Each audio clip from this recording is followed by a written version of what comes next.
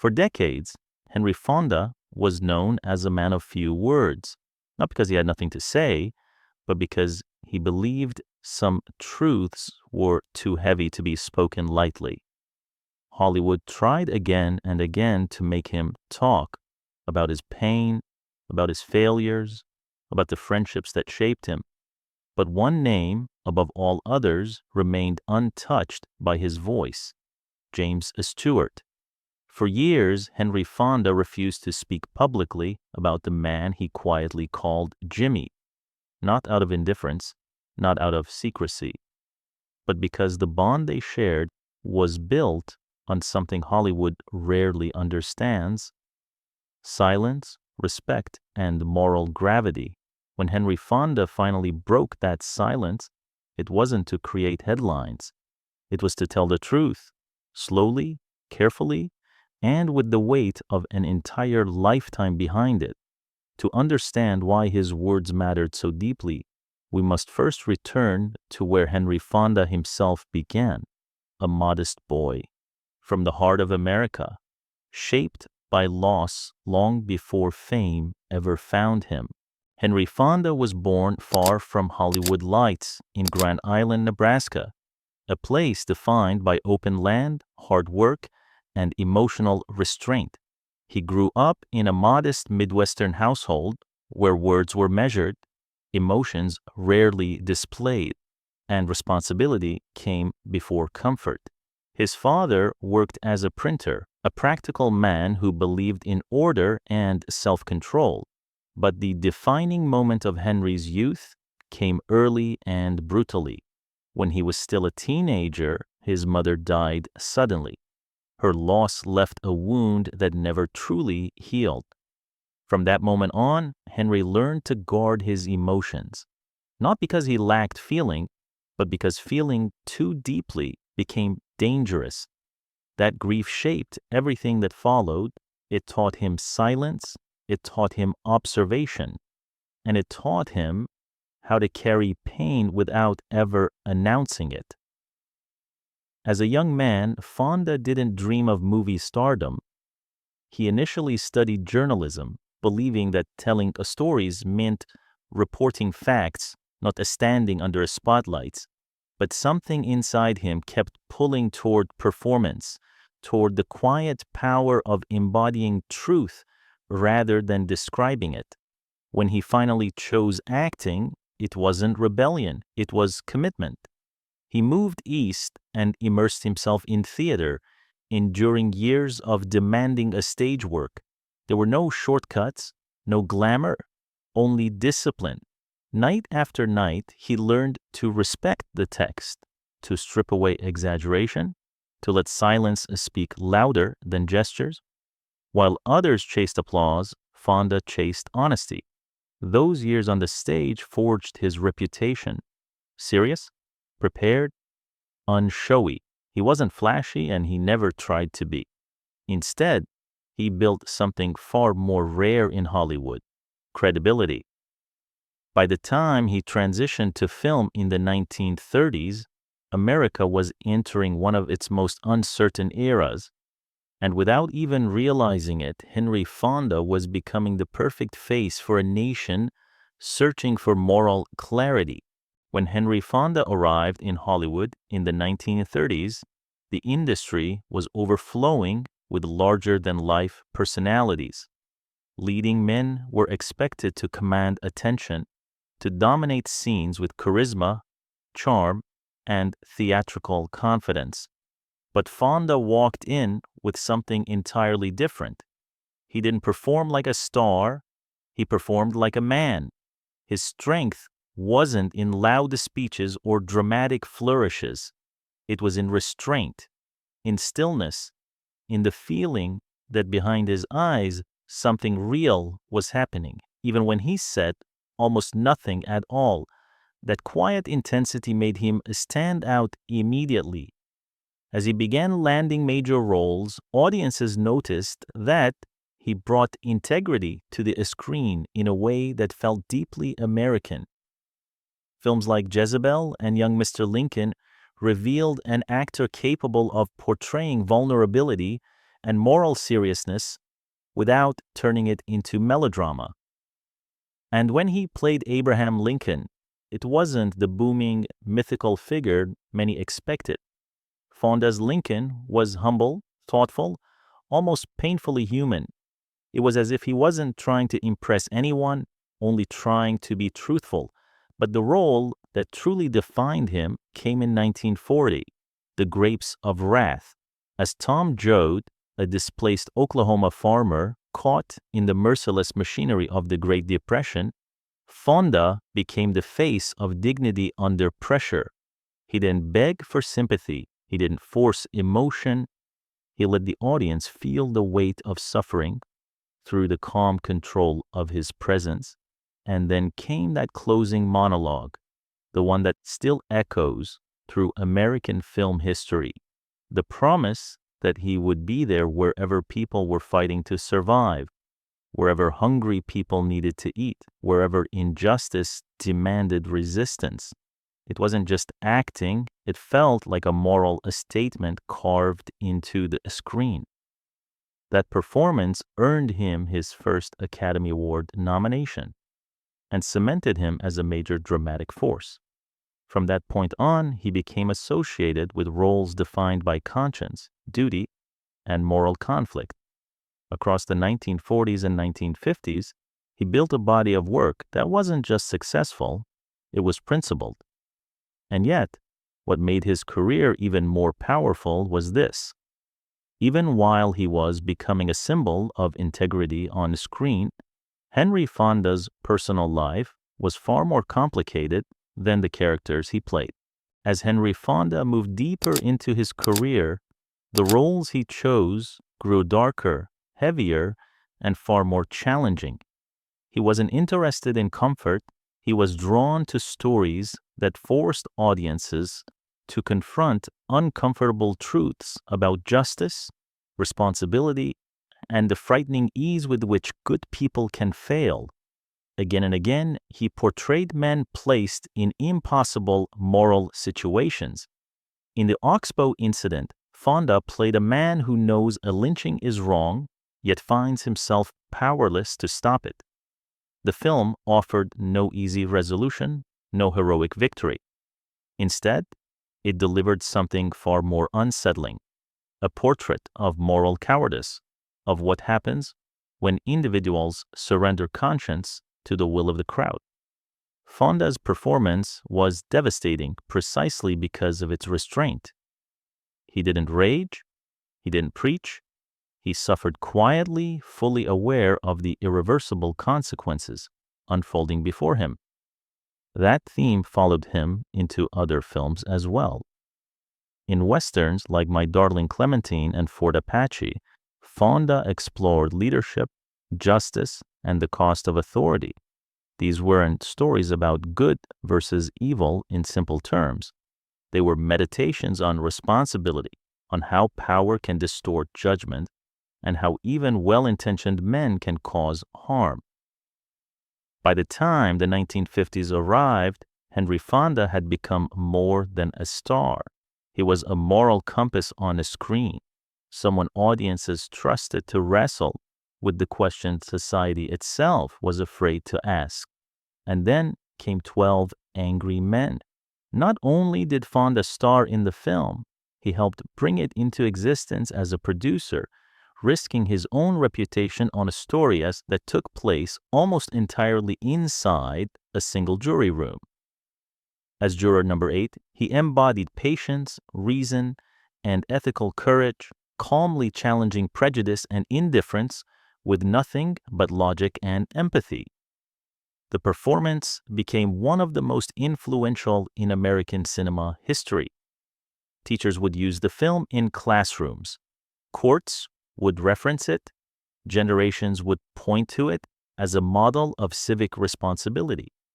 Yet, just when audiences thought they fully understood Henry Fonda, he did something no one expected. He became the villain. For decades, Henry Fonda had built a reputation that felt unshakable. On the screen, he was the embodiment of decency, the man of conscience, the quiet hero who carried morality like a burden, not a trophy. So when audiences walked into Once Upon a Time in the West in 1968, they brought expectations with them. They expected Henry Fonda to save someone, to defend someone, to stand for something honorable. Instead, he did something that stunned the world. He appeared as Frank, a ruthless killer. And the shock hit like ice water. It wasn't just that he played a villain, it was the way he did it.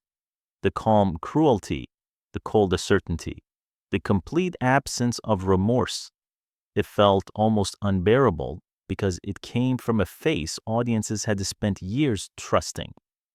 The casting itself was a kind of psychological trick. Viewers weren't prepared to see evil wearing Henry Fonda's eyes, and that's exactly why it worked. It proved something undeniable. Beneath the surface of his upright image, Fonda had range deep enough to reach darkness without blinking. It was a performance that didn't just expand his legacy, it transformed it. He was no longer only the symbol of integrity. He was a complete actor capable of becoming anything, even something terrifying, and through it all, he never abandoned the craft that shaped him.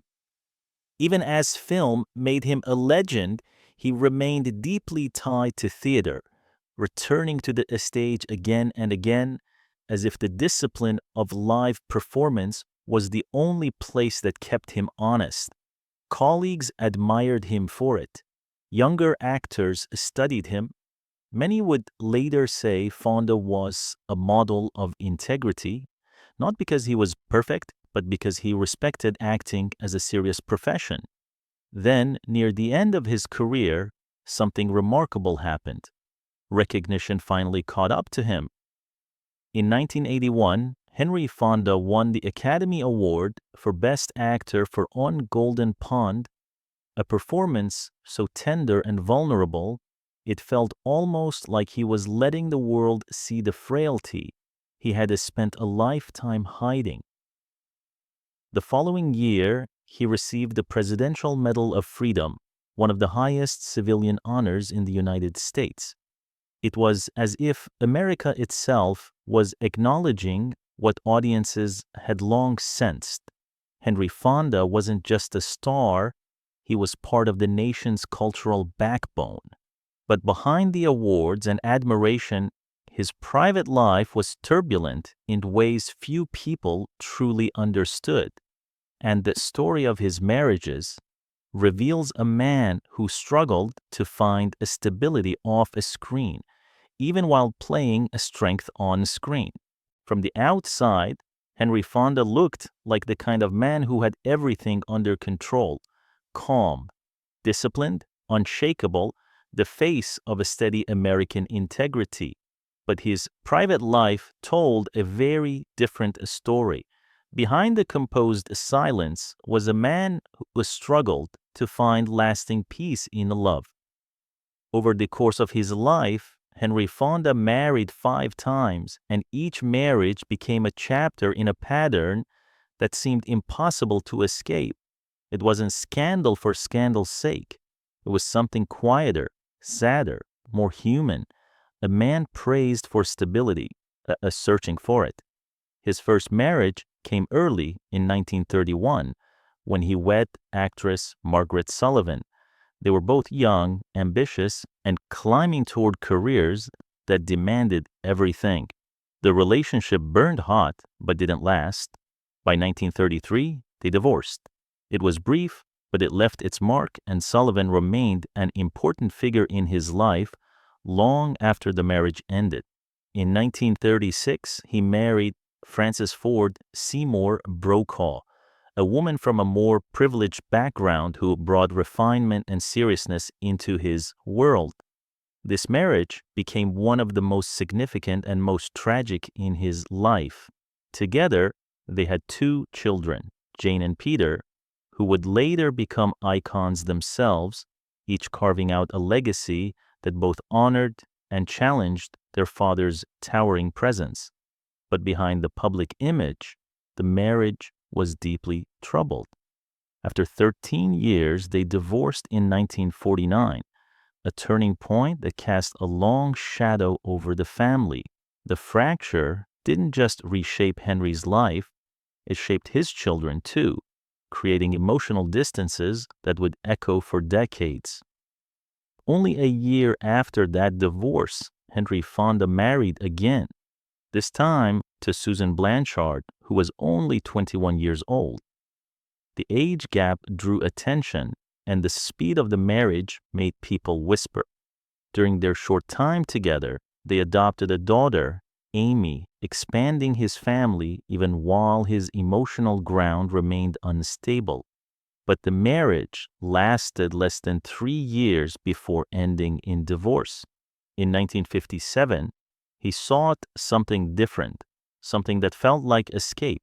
He married Italian Baroness Avdera Franchetti, and for a moment, the relationship carried an air of European glamour and sophistication.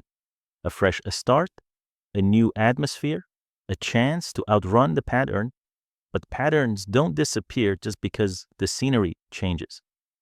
After 4 years, that marriage ended too, in 1961, reinforcing the same painful reality. Henry Fonda could portray stability on screen, but off screen, he struggled to hold it. Finally, in 1965, he married Shirley May Adams, and this time, something shifted. This marriage became his longest and most enduring, not a whirlwind, not a public spectacle, just companionship, support, a quiet sense of a steadiness in his later years. Shirley stayed by his side through the final chapters of his life as his career reached new heights and his health began to fade.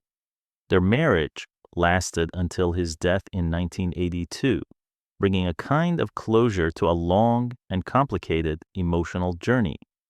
And it's important to understand this before the next part. Because when Henry Fonda finally spoke about James Stewart, it wasn't casual nostalgia. It came from a man who had endured loss, instability, and years of guarded silence.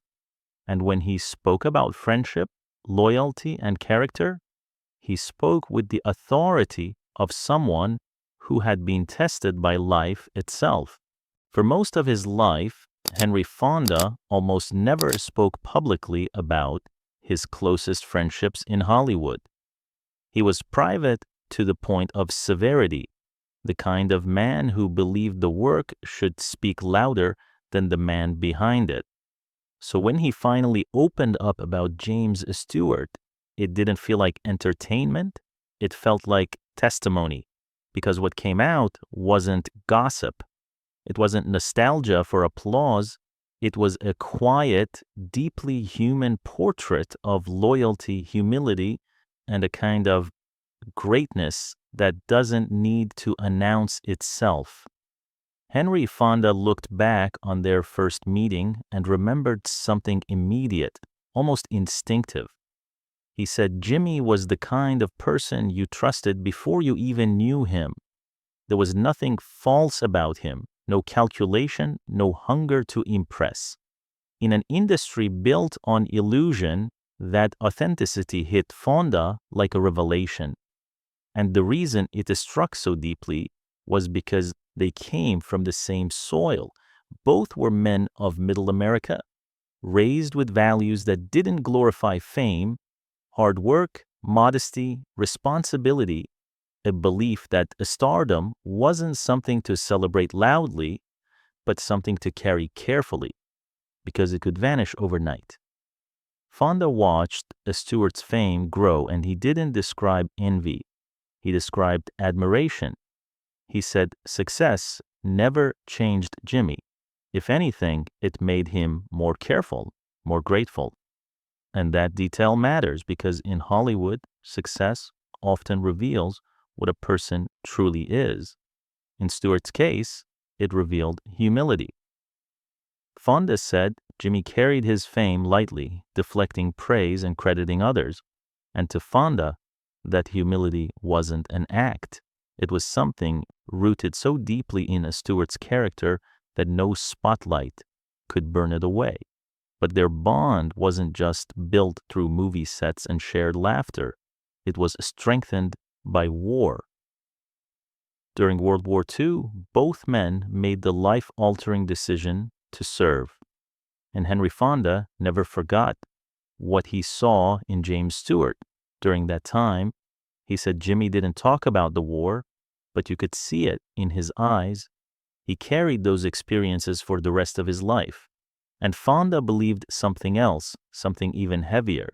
He believed Stewart's post-war performances changed because of what he endured, that haunted, searching, morally complex quality that later defined Stewart's most powerful roles.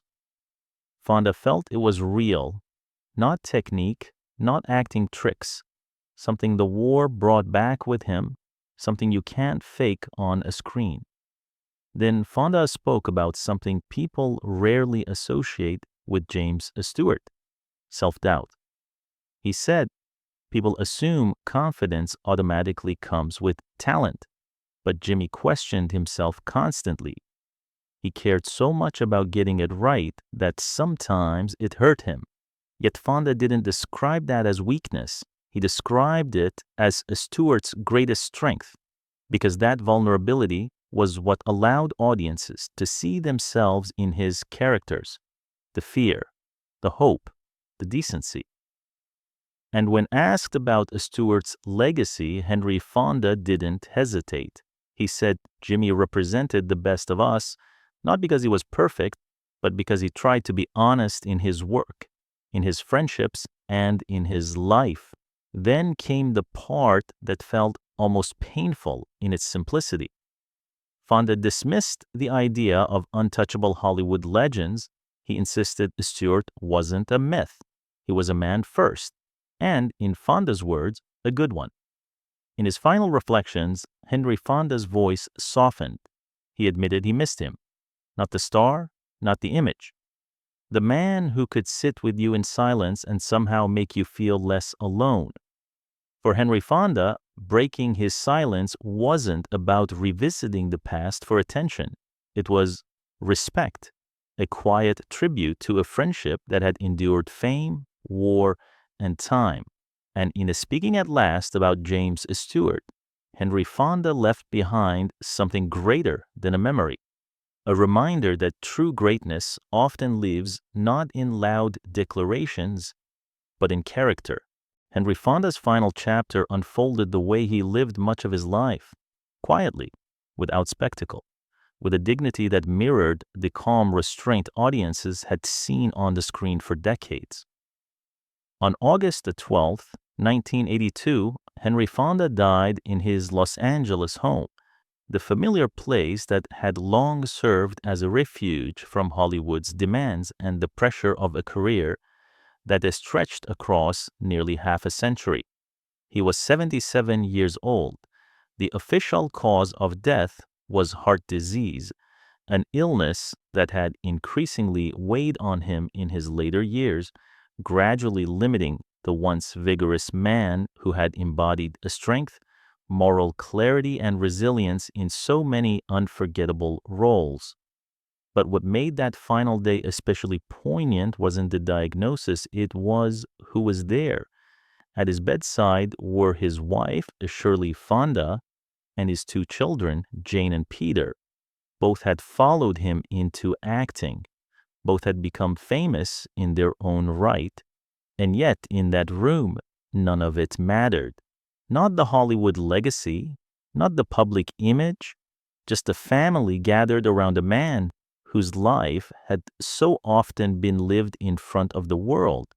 There was something deeply human about it. For all his iconic status, his last moments weren't marked by ceremony. They were marked by presence, by love, by quiet companionship. Jane Fonda, who had shared a famously complicated relationship with her father over the years, later reflected on those final moments as a time of reconciliation and emotional closeness. Peter Fonda was there too, not as a counterculture symbol or a Hollywood rebel, but simply as a son saying goodbye. Shirley, his fifth wife, and the companion of his later years, remained beside him, steady and faithful through those final hours, completing the small, intimate circle around him. There was another detail, one that revealed how layered his final years truly were. Henry Fonda had been battling prostate cancer, but medical records did not list it as the direct cause of his death. Instead, it was recorded as a concurrent condition, not the primary reason he passed. In a way, that detail fit the man. Like many of his generation, he endured chronic illness with stoicism, rarely allowing it to define him publicly. The cancer remained in the background, overshadowed by the heart disease that ultimately claimed his life. And when it was over, what remained wasn't just an acting legacy. It was the image of a man who has spent his life proving that greatness doesn't always demand noise. Sometimes it speaks in restraint, in discipline, in character. And perhaps that is why, when Henry Fonda finally spoke about James Stewart, it landed so powerfully. Because it wasn't a performance, it was the truth, offered quietly, the way only Henry Fonda could.